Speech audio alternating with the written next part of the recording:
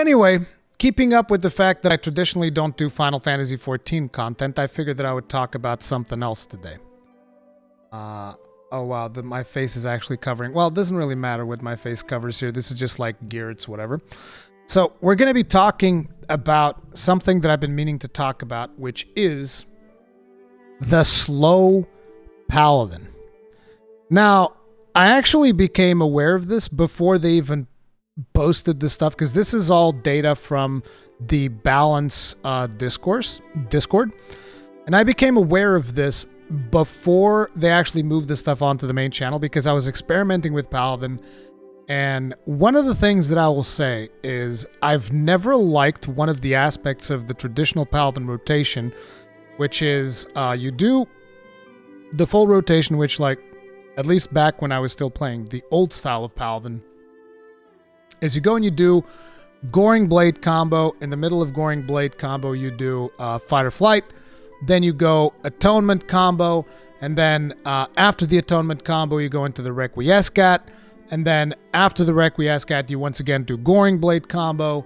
And then you go and you do the Magic phase. And then at the end of the Magic phase, you'd go back into Atonement combo. But you would only cast 2 Atonements. 2 Atonements. And that would always be that one atonement that would trigger the ever-living fuck out of me. But that's the way that Paladin rotation worked. That was that one atonement. It's the forbidden atonement. Okay? You can't press that. That's a damage loss. So you'd have to interrupt your atonement combo with 1 atonement left.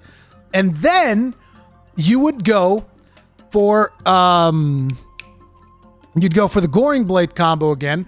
And then while that atonement was still there hanging in the balance, you would go trigger another atonement combo to refresh it into 3 atonements. It was so frustrating looking at that. So I never liked that aspect of the Paladin rotation. So when the new patch hit and I was looking up like Paladin meta and whatnot, I came across some of the stuff that they were talking about in the Paladin questions channel, and just like looking at that stuff and Paladin slow rotation and all these things. And I was like, bro, this is exactly what I want. I don't even care if this is meta. This is what I want. I want the slowest Paladin imaginable. But I want it to hit like a fucking truck. I want a Paladin that is super slow, but hits like a goddamn truck. So I started building for it. And interestingly enough, like when I first came upon the concept, I wasn't looking at bis sets. I didn't look at bis sets. I actually went to like Radzat Han, and I started looking up like, okay, so what armor would I pick if I wanted to play this slow Paladin style? And I picked like a bunch of pieces of like, from here's what I would want from Tombstone gear, here's what I would want from the raid, blah, blah, and I make my list. And it ended up being exactly what was listed in Balance later down the line for the best in slot for 2.5 Paladin. And I was like, nailed it. So let's take a look here, right? This is the current bis sets that are on Balance Discord, which for those of you that are not aware, Balance is like one of the best resources when it comes to the meta for Final Fantasy XIV. Now we have a 242 set. Now they actually say that this set is for people that have latency problems, which I don't know how a lot of this stuff works, but I find it weird that like if somebody's having latency problems, they would want to have even more skill speed. I mean, I guess it's because they can only single weave. Yeah, that's probably why. So you want to have as much skill speed as possible because you're not going to be able to double weave. So anyways, this is for people who have latency problems, and you can see that the simulation of damage gets a 6.9k. This is the fastest Paladin build. 2.42. Then you have the 2.45, which I think is like the standard Paladin build. It's usually 244, 245 is usually what I tend to see in bis sets. So this one goes for 7k. 7,013 DPS. Which is pretty good. Pretty good. Then you have 246, which is starting to slow down. Same thing, 7,013 DPS. Then you have 2.48, slowing down even more, but the damage is increasing. 7,032. And then you have the Giga Chad. That is the build that I ended up playing currently. The absolute Giga Chad. That is the 2.5 carrot pudding food buff slow Paladin. The ultimate Giga Chad. Coming in with the highest DPS. And you see, the thing that I really like about this build is twofold. Number one, you no longer have to drop an atonement. You no longer have to drop an atonement stack. And I was like, thank you. Fuck yeah, dude. Fuck dropping atonement stacks. That fucking blows, dude. So you can do your 3 atonements. You're no longer as dependent on Goring Blade. And it just feels better all around. This is the Paladin style that I'm playing. And then here's the opener. Another positive thing about this is that the potion comes in pre-pull. Whew! Thank God for that. I hated having the potion in the middle of my fucking rotation. Like, look, I'm a noob. Call me a noob. I don't give a fuck.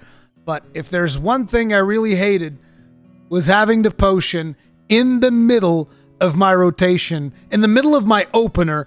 It was just way too annoying. It was annoying as fuck. So being able to do potion on pre-pull, godsend, fucking amazing.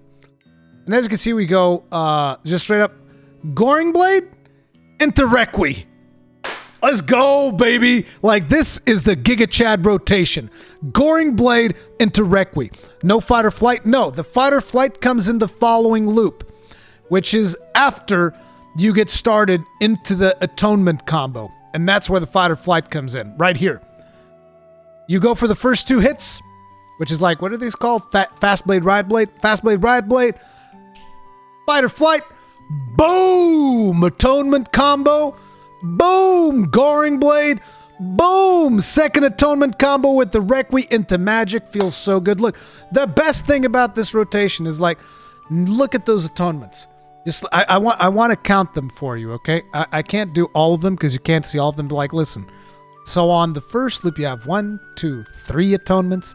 And then when it comes again, you have 1, 2, 3 atonements. And then when it comes again, 1, 2, 3 atonements. And then when it comes again, 1, 2, 3 atonements. And then when it comes again, 1, 2, 3 atonements. 1, 2, 3 atonements. There's 3 atonements every time. There's 3 atonements every time. Woo! Dude, I was so happy when I looked at this. I was like, yup. Yup. Also notice how there's a Goring Blade here, but there's no Goring Blade after Requi. Because you see, in the old rotation, in the fast Paladin rotation, I mean, it's not old, it's still current if you play fast Paladin rotation. But it's like, you go Requi, and after Requi, you have to go do the Goring Blade combo again. Now it's like, nah, fuck that shit, bro.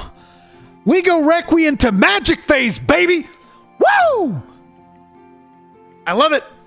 That's what I'm talking about. That is what I'm talking about.